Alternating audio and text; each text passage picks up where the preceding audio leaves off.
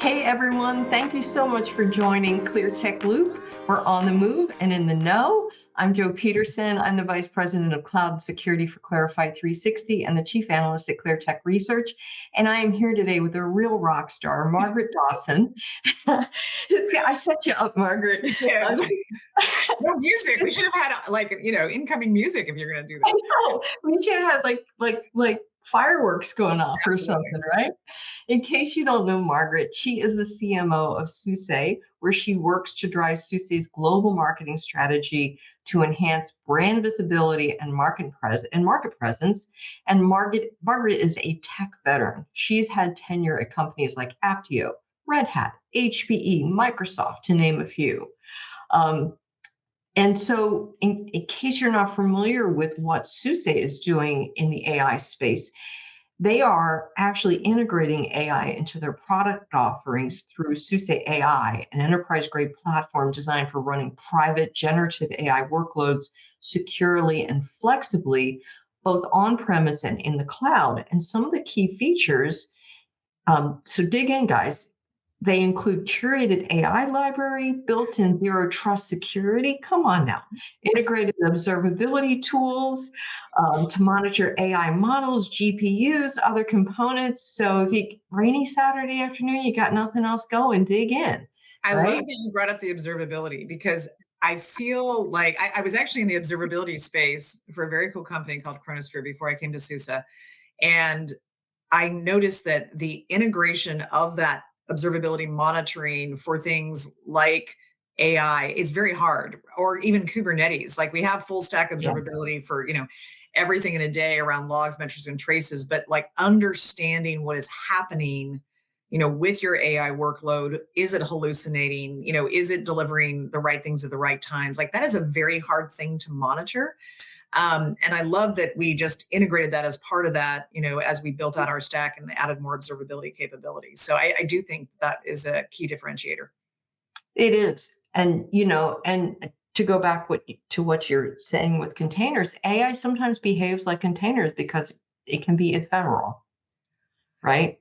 Agreed 100%. In fact, I like to say AI workloads are containerized workloads because we're not going to build an AI workload, on some legacy on-prem thing. Like that would be silly, silly, silly. So I think there is a lot of connection and intersection between how we are building AI workloads, how we are leveraging LLM models, and the cloud native world, and all the things that we've talked about with container security, cloud security. They're not separate conversations. They're related. That's an interesting sort of line you've drawn there. Yeah. So if you're new to the podcast, we ask 3 questions that are real time because we want to get thought leadership from folks like Margaret. And so on with the first one. Okay. Margaret, how can cybersecurity professionals leverage generative AI to sort of break out of that traditional tools and tech mindset and drive more innovative thinking and execution in their security programs? Yeah, that doesn't feel like a softball. That feels like a really big question. But I think that, one of the things we were talking about kind of before we went live here, I want to come back to, because I think as cybersecurity professionals look at all the capabilities that AI is bringing, whether it's agentic or generative or all the models that are available to them, I think we want to make sure and not throw out the baby with the bathwater, so to speak, right? There are foundational security elements that we have always followed that we want to stay true to. And when it comes to agentic AI, the first thing I would start with is access control rules. If I was to put my developer hat on, which, I'm sure this is something everyone's thinking about, how can I use AI to help me code faster, better, more securely, right? They're becoming kind of your favorite developer colleague or assistant, right? You're not going to give every developer access to your source code or to some of the foundational things around the code they are writing. So when I think of a security professional, how are you partnering with your engineering leadership to develop those rules of the road and go back to, give it a persona, give it a level, right? So what are the access control rules? What are the things it does and doesn't need to have access to? What is it allowed to act on? A lot of people think that it can literally take over a human. I'd be very careful not keeping a human in the loop before you hit go, right? We've seen a lot of things, even by non-AI workers, where they push the button and well, that just brought down the entire application. So maybe you don't want AI to do that until you're sure that it should be pushing the go button, right? The act button or the, easy button, whatever you want to say. So that's where I would start, is that embrace the fact that everyone in your company is going to be coming to you with requests for AI. So that we know. If I was sitting here running IT security right now, assume that every single day, right, you're going to get a new request. While you will have to look at things in a new way and probably develop some new rules of the road, start with what you already have. What does that AI need access to? What is the business outcome that you are trying to do with that? Like, how can we have zero trust? Because remember, just like a human, you're not going to trust anything until it proves trust. So assume zero trust until otherwise, right? Until you can prove otherwise. So start with where you've always started, and then start to develop out, specific things based on the application of that agentic AI, or, if marketing is using your generative AI tools, like, where is that content going? Is it all going back to the mothership? And that's the other thing that I would say is, like, what they have access to, start there. Where does the information, whether it's coding, whether it's copywriting, whether it's whatever is being created with that AI tool, and then be ready to be agile and keep reporting, on that. But I think the last thing we need is a breach because you allowed an agentic worker to do something that you would never let a human worker do. Right. And so let's talk about balance for a minute. We all want to innovate, and we all want to be fast with that innovation. So how can organizations create that balance, embed security and privacy into their AI model development without slowing down that innovation? I'm going to start with a data point because I think it's interesting when you read. I can look at research we've done, and I can look at, third-party analyst research.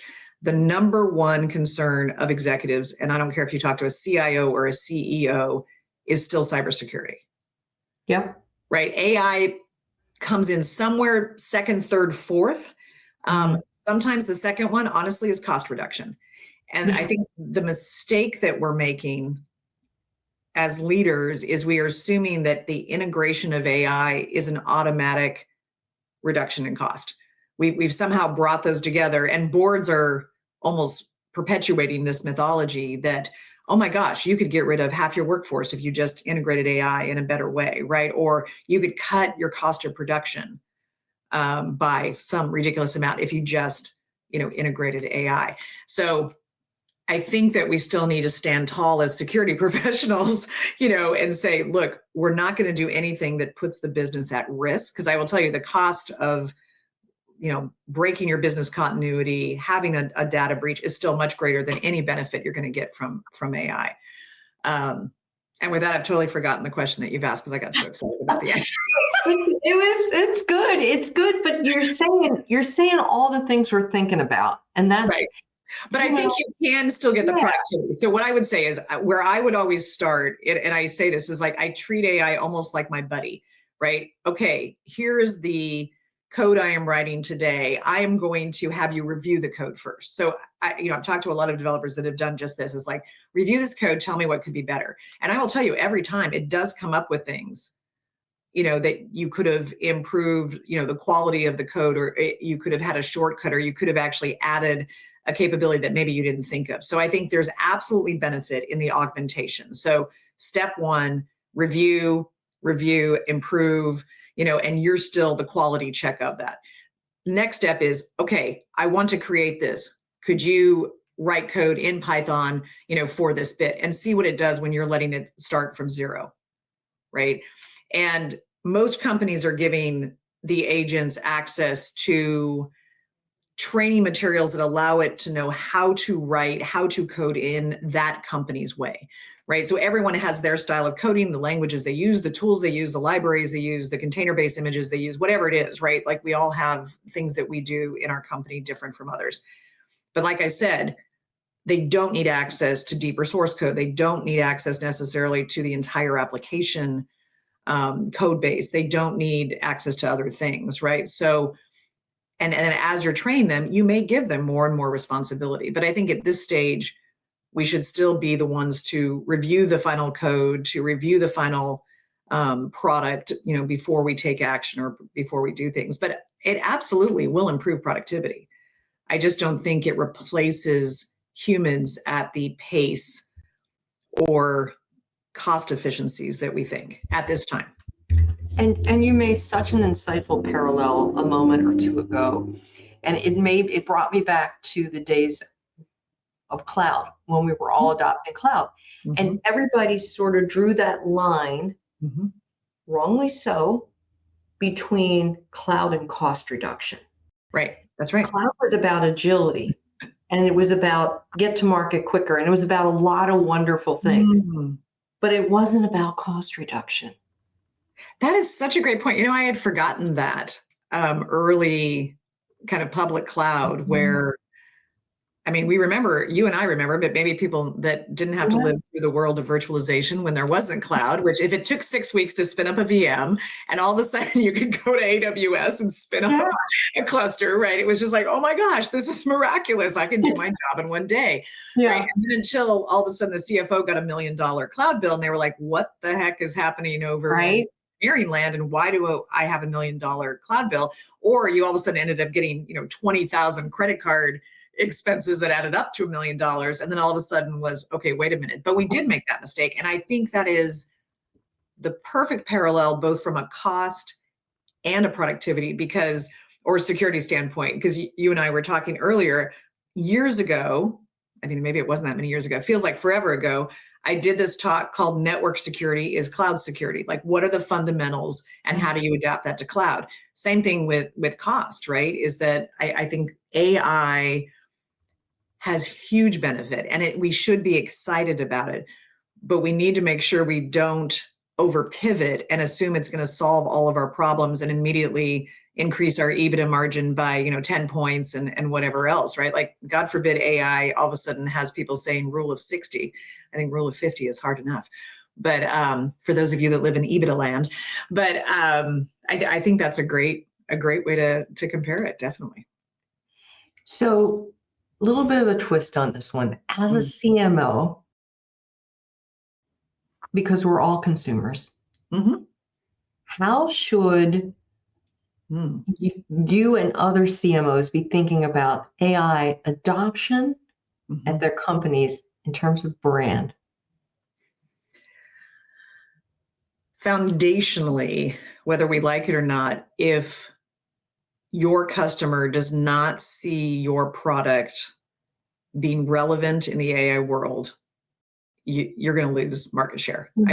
You have to be relevant. Just like with other technological evolutions, I think where companies are tripping over themselves is there's a lot of AI washing going on, just like there was cloud washing, and then there was hybrid washing, and then there was whatever else washing. Consumers get smarter very, very fast, especially B2B tech customers, and they start to know what's real and what's not.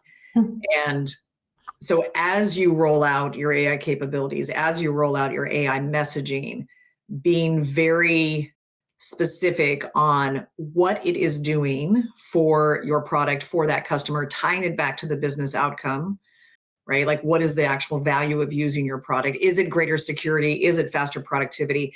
And then as soon as you can, getting those case studies out there. And this is, from a marketing perspective, this is always our, top priority is people trust their peers more than any vendor or anyone else. So the sooner you can have people saying, we've used this AI platform, this AI capability, this whatever it is, and this is what it did for us, that starts to make the biggest difference in the world. So I would say, be as honest as you. I believe in ethical marketing and honest marketing. We all try to, do our messaging, but being really careful not to AI wash to the extent that it's going to bite you in the butt later, because it will, right? Because at some point that catches up, and it just takes a couple people saying, they said this, but it's not what it does. And I think we're in that period of what does Gartner call that, when it's not the trough of disillusionment, but the part before that. Like, I think we're going to get to the trough of disillusionment really fast with AI. I think that cycle is like accelerated speed. but we have to do it, and we do have to move fast. I mean, I think from an engineering perspective, you do not have the time, to test a million different things. You've got to figure out pretty quickly how to incorporate some type of AI capability, even if it's just an agent in your knowledge base helping people find information faster, but you just don't have the ability. And from a marketing perspective, if you don't have an agent on your website at this point, you're already behind. If you haven't figured out from a marketing perspective your AI visibility and how you're showing up in AIO and GEO, and in addition to the traditional search, like, you're already behind. Like, we're already moving, down that path. But for me, it's also, I think, helping people really understand the differences. So, we have a platform that you beautifully, I should hire you to do our marketing, some of the capabilities around that. And it's all built on the foundations of the platforms we already have, our Rancher containerized management platform, our SUSE Linux, and then other capabilities that we've integrated, as you mentioned.